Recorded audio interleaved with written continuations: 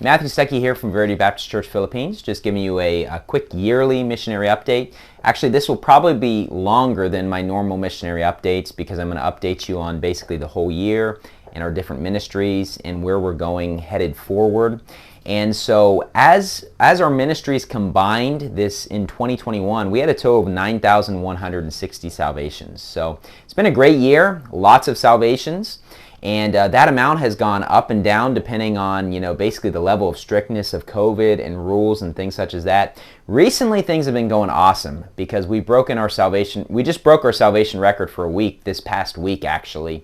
And so things have been going great. Our attendances have been going great. Things have been definitely packed at our churches and everything. We've set attendance records a couple times over these past couple months. So things are just going great. They're basically at their peak right now, honestly. Although over the last 24 hours, there are a lot of new COVID rules as a result of Omicron. And so it's actually going to make it pretty difficult going forward. And I'll talk about that later on in the video. But over these last couple months, at the end of the year, we just kind of hit it really hard and did a great job. And things have just been going really great. And so 9,160 salvations. That is really a team effort. It is not just one person or two people or three people. It's really been a lot of people that have volunteered their time to go soul winning. I mean, out of that 9,160, I don't have my exact total in front of me, but I definitely have a small percentage of that. We just have a lot of people doing the work. At our church in Manila, we ended with 7,185 salvations.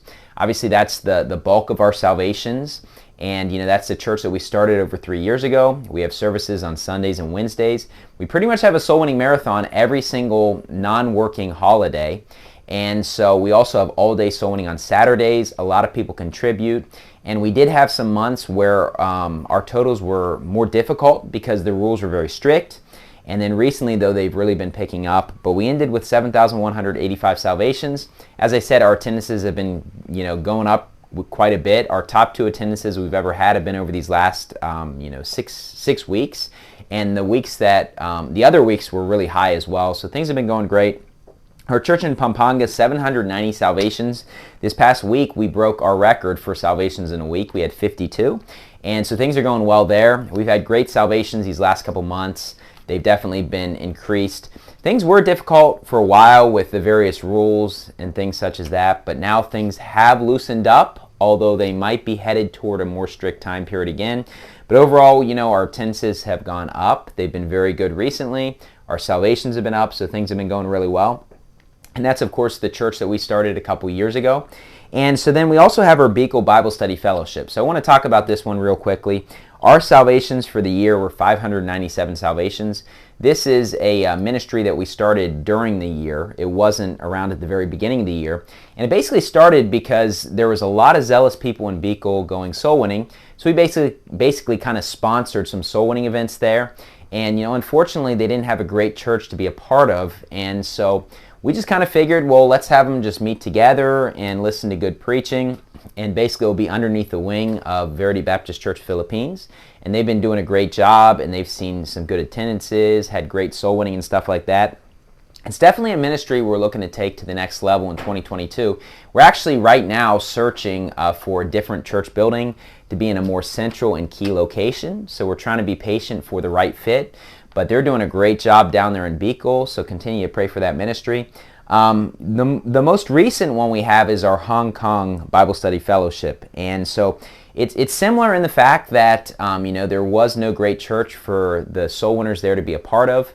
And we've met a lot of people from Hong Kong that are like-minded through these last 3 years. We've had several people that have joined for missions trips, and some of them have since moved out of Hong Kong to the Philippines or to the U.S., to England, to various different countries. But there's still a good group there, and basically because of their beliefs and their attachment to the new IFB and anti-repentance, they're basically not welcomed at churches. And if you're listening to this from the United States, you might think, well, at least there's a good church to go to that's nearby, like a decent church. But that's not necessarily the case in a lot of other countries. It may be the case in the United States, but in Asian countries, that's not necessarily the case. So we're just trying to help motivate these people, and honestly, they're the ones that are doing the work. We're just kind of sending them supplies from time to time, and there's a bunch of zealous soul-winning ladies that get together, and they've been doing a great job, been very zealous with their soul winning. And so we started that recently, and just continue to pray for that ministry and encourage them if you can, and hopefully they'll still be able to freely preach the gospel, that the country itself will not be too strict with rules. The other Bible study fellowship we've had, which has been for longer, is the Singapore Bible Study Fellowship. Very similar to Hong Kong in the fact that, couldn't find a great church. And that's just a very common thing in Asian countries where Christianity is not the predominant religion. It's really only the Philippines where Christianity is a predominant religion.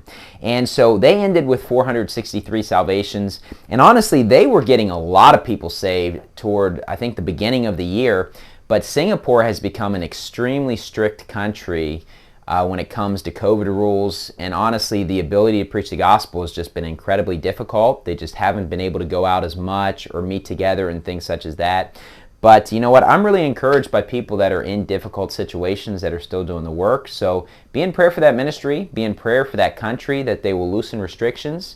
Obviously we want to see people get saved all over the world, and you might live in an area where you can freely preach the gospel, but honestly, it's not like that everywhere in the world. So we want to encourage people that are in those situations.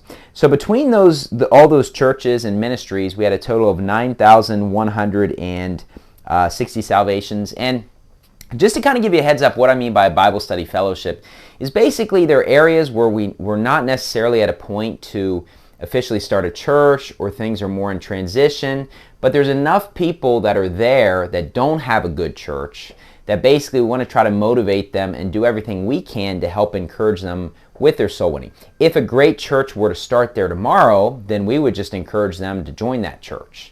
But with a lot of these locations, that's not necessarily the case. And so that's what we mean by a Bible study fellowship, where they don't necessarily have a church that they can go to, but we don't want to just kind of leave them hanging. We want to try to encourage them. So between all those ministries, we had a total of 9,160 salvations. So things have been going really well. Our attendances have been great, as I've mentioned.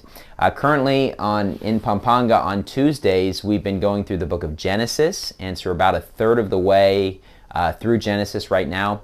And we have our false philosophy series that we're preaching on weekends, and we're also going through the book of Psalms. As a ministry of our churches, one of the things that we focus on is Bible memorization, and so basically we're in chapters 23 through 41 of Psalms right now, and if you quote a chapter perfectly, you get a prize of candy or chips. We've had a lot of people memorizing chapters. Things are going great there. We have our New Testament Bible Reading Challenge right now in January, where we're encouraging people to read through the entire New Testament in the month of January. We gave them charts. We're trying to encourage one another and things such as that. So overall, things have been going great, but honestly, 24 hours ago, a lot has changed since 24 hours ago.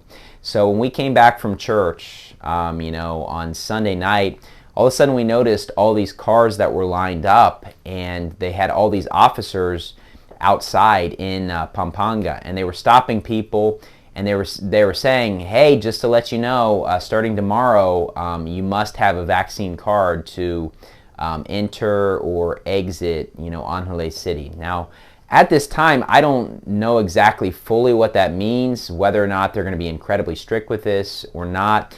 Obviously, with our ministries, we have people that travel to our churches. And when it comes to our churches and our ministries, we do have some people that have chosen to be vaccinated, and we do have some people that have chosen not to be vaccinated. Obviously, that's a free will choice that people make, and people have strong opinions on various sides. But it is something that is going to affect our church and our ministries. And then either last night or this morning, it just came on the news that in Metro Manila, they put out a new mandate that if you do not have a vaccine, then you're not allowed to leave your house. And they're going to be checking to see whether or not you have a vaccine card, and they have checkpoints set up all around Metro Manila. Now, of course, this is new, so I don't know how many checkpoints they're going to be, how strict they're going to be with it, whether or not, some people might live very close to their jobs, so maybe it won't affect them. But we do have some members that have chosen not to be vaccinated, and it might very much affect them. And so, obviously, that's a controversial topic. People have different opinions, but it is something that's going to affect us. It's going to affect our soul winning. It's probably going to result in less people being at parks and more concerns being out and about. And so it looks like we're headed toward a difficult time again, where there's a lot of difficult decisions to make with various things. And so just be in prayer for us about that. We've gone through this several times. I know that around the world people have gone through various levels of strictness and things such as that. So we're not the only ones, but things have been going great. We just set a record for salvations. We just had great attendances. We've been setting attendance records. Things have been going awesome. And then this just kind of hit out of nowhere. And so I quickly looked online with coronavirus cases, and due to Omicron, the cases have been skyrocketing, whereas before they were very small. And so there's a lot of fear by the government, and we're not sure all the rules that they're going to make. And in the past, they put a lot of restrictions on churches. I don't know if they're going to do that moving forward.